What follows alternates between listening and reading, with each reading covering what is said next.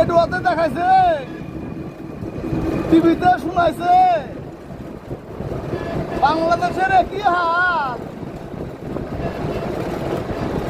3 kilometre 4 kilometre তেলের line.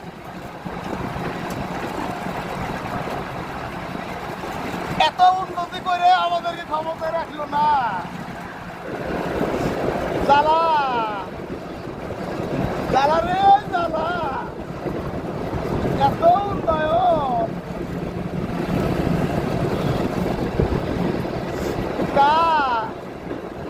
কার বেছে মদ খা,